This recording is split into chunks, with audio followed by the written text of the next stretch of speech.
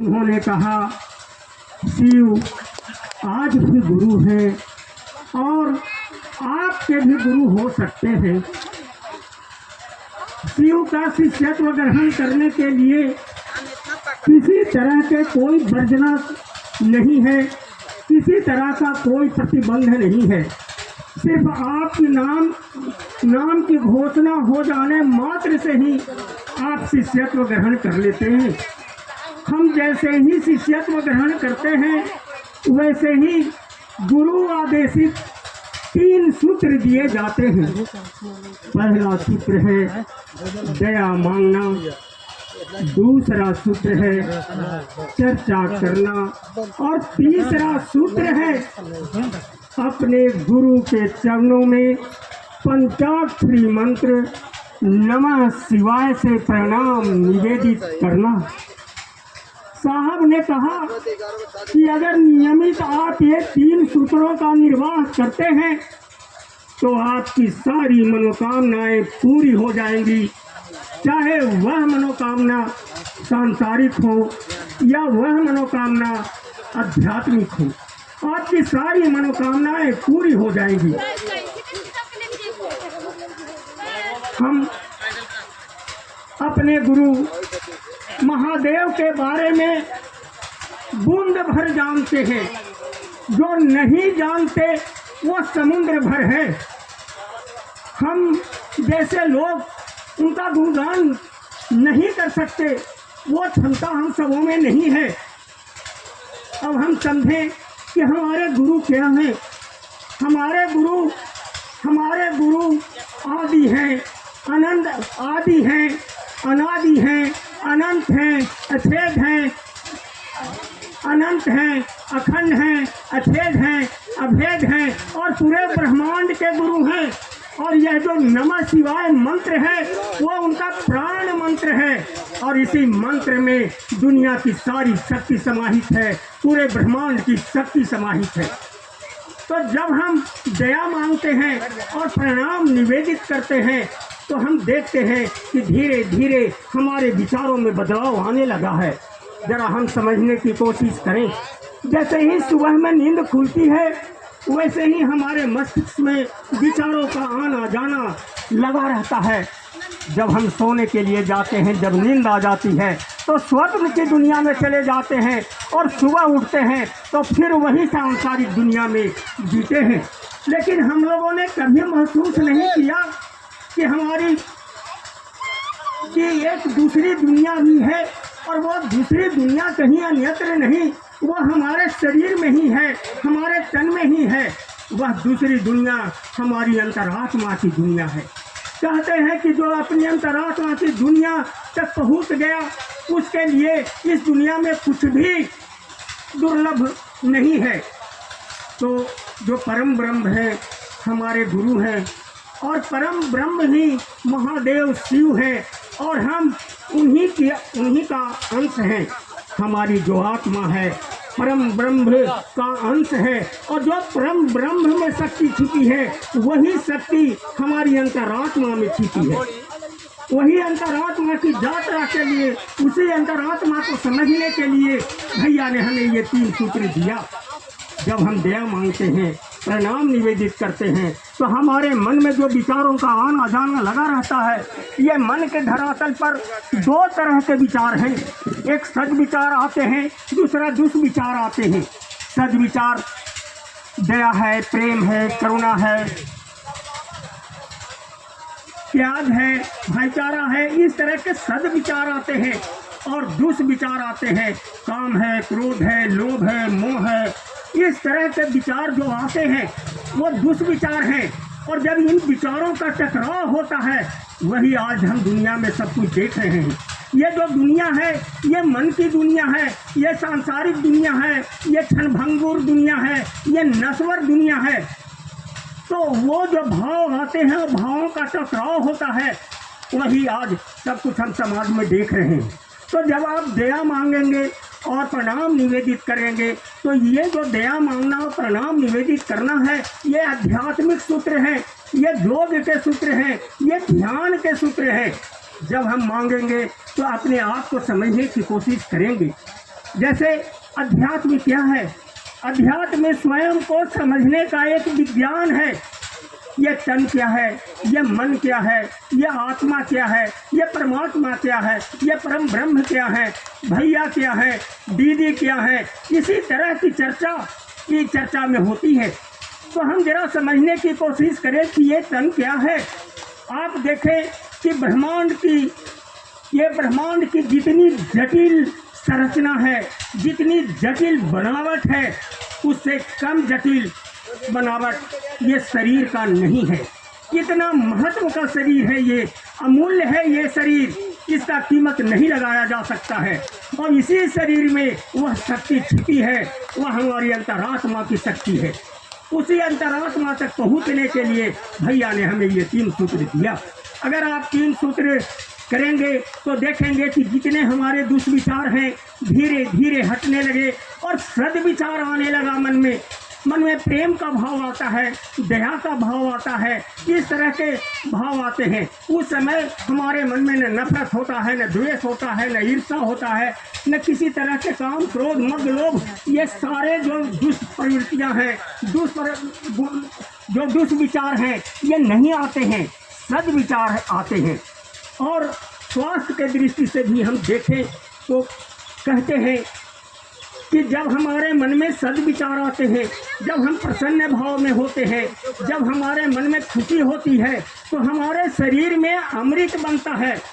और जब हमारे मन में दुष्विचार आता है, जैसे क्रोध है, ईर्ष्या है, द्वेष है, इस तरह के भाव आते हैं, तो हमारे शरीर में विष बनता है।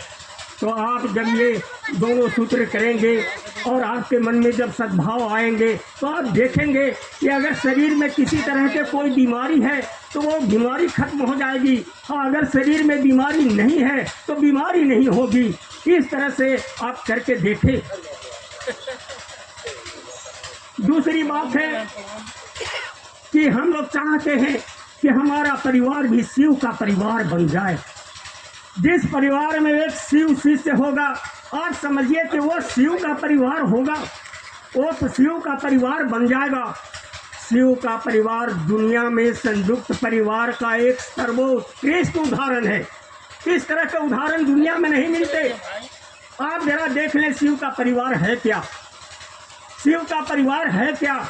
माँ भवानी की सवारी शेर, शिव जी का सवारी बसहा बैल, शिव जी के गले में सर्प का माला, कार्तिकेय की सवारी मोर, और गणेश जी की सवारी चूहा। जरा आप देख ले, ये जो सवारी हैं ये सभी हिंसक प्राणी हैं, ये सभी हिंसक प्राणी हैं। इनका स्वभाव है हिंसा करना। अगर ये एक दूसरे को देख लें तो ये मार डालेंगे। लेकिन वही देखिए शिव के परिवार में कितना प्रेम से रहते हैं, एक दूसरे के प्रति कितना करुणा है, एक दूसरे के प्रति कितना लगाव है, कितने आनंद से रहते हैं, कितना खुशी से रहते हैं। ये शिव का परिवार है। आज इसकी ज़रूरत है समाज में। आज हम समाज को देखें, समाज की सबसे छोटी इकाई है परिवार। परिवार में माता पिता और बाल बच्चे होते हैं। आज देखें कि उस छोटी इकाई परिवार में एक अविश्वास का संकट पैदा हो गया है। अविश्वास का संकट पैदा हो गया है, गलतफहमियों का संकट पैदा हो गया है। आज हम देखें तो आज कोई एक दूसरे पर विश्वास नहीं करता। माँ अपने बेटे पर विश्वास नहीं करती, बेटा अपने माँ पर विश्वास नहीं करता, बहन अपने भाई पर विश्वास नहीं करती, भाई अपने बहन पर विश्वास नहीं करता, बेटा अपनी माँ पर विश्वास नहीं करता, माँ अपने। तो उनसे बचने के लिए अपने परिवार में हम शिव चर्चा करें तो उससे एक बचाव हो सकता है। और जरा आप देख लें, एक बेटा अपनी माँ से कहता है, माँ मैं चाहता हूँ कि अपने माता और पिता के ऋण से उरीन हो जाऊँ। माँ ने कहा, बेटे ने कहा, बताओ माँ, माता और पिता के ऋण से उरीन होने के लिए तुम्हें कितना पैसा चाहिए, कितना दौलत चाहिए, कितना संपत्ति चाहिए, बताओ माँ। मैं चाहता हूँ अपने माता और पिता के ऋण से उरीन हो जाऊँ। माँ ने कहा, बेटा कल सुबह आना, बेटा सुबह माँ के पास पहुँचता है, बगल में 1-1.5 किलो का एक पत्थर रखा होता है। माँ उस पत्थर को उठाती है और बेटे के पेट पर बांध देती है और कहती है कि एक शर्त है, जब तक कि मैं नहीं कहूँ तब तक अपने पेट से ये पत्थर मत हटाना। बेटा ने कहा ठीक है माँ, और बेटा घर से निकलता है और जब आगे बढ़ता है तो पत्थर का बोझ धीरे धीरे बढ़ने लगता है। दोपहर होते होते उसकी स्थिति खराब होने लगती है और शाम होते होते उसकी स्थिति इतनी बदतर हो जाती है कि उसको ऐसा लगता है कि अगर पेट से ये पत्थर नहीं हटाया गया तो हमारी जान चली जाएगी। बेटा दौड़ा दौड़ा अपनी माँ के पास आता है और कहता है, माँ जितना जल्दी हो सके ये पेट से पत्थर हटा दो, नहीं तो हमारी जान चली जाएगी।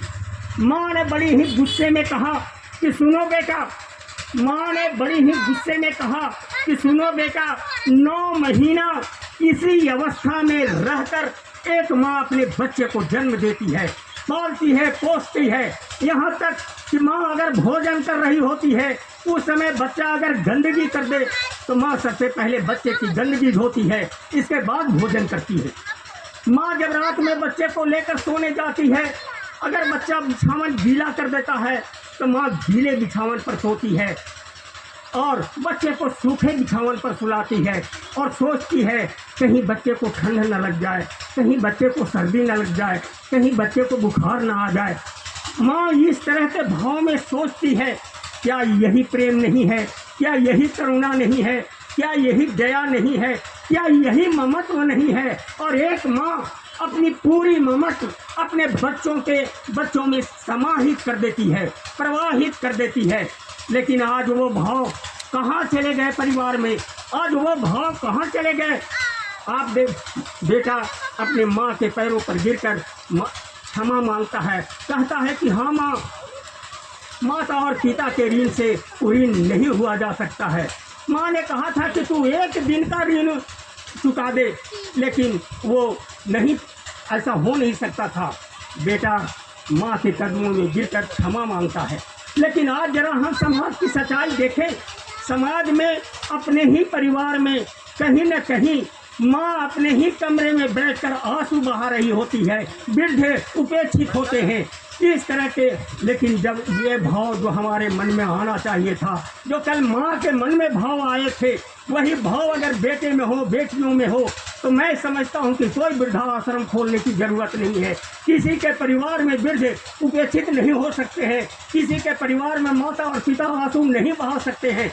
अगर वहाँ एक शिव शिष्य होगा और उसके मन में अगर अच्छे भाव आएंगे तो मैं समझता हूँ कि वह परिवार शिव का परिवार होगा और उस घर में हमेशा सुख समृद्धि आएगी, सुख शांति आएगी और उनकी कामना भी पूरी हो जाएगी।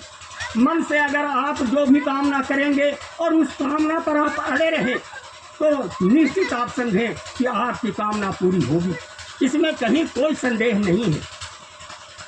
अब मैं शिव चर्चा का महत्व के बारे में आपको बताना चाहूँगा। शिव चर्चा का क्या महत्व है? शिव शिष्य या शिष्या बनने का क्या महत्व है? एक नगर का राजा अपने मंत्री के साथ शिकार करने जंगल में जाता है। वापस आने में देर हो जाती है, उसे जंगल में ही रुकना पड़ता है। राजा और मंत्री दोनों एक पेड़ के नीचे आराम करते हैं। उसी पेड़ पर एक चिड़िया रहती है। वो चिड़िया बोलती है कि जो यहाँ है वहाँ नहीं है, जो वहाँ है यहाँ नहीं है, जो यहाँ भी नहीं है वहाँ भी नहीं है, और जो यहाँ भी है वहाँ भी है। ये चिड़िया 4 प्रश्न करती है। राजा विचार करने लगता है कि आखिर इसका जवाब क्या हो सकता है। वह मंत्री से मंत्रणा करता है। मंत्री कहता है कि इसका क्या मंत्री भी इसका सही जवाब नहीं दे पाता है। राजा अपने नगर लौटता है, राज में लौटता है और घोषणा करवाता है कि ये जो 4 प्रश्नों का उत्तर देगा उसको हम 50,000 रुपया नगद और आधा राजपाट दे देंगे। उसी नगर में एक चोर रहता है। वो चोर सोचता है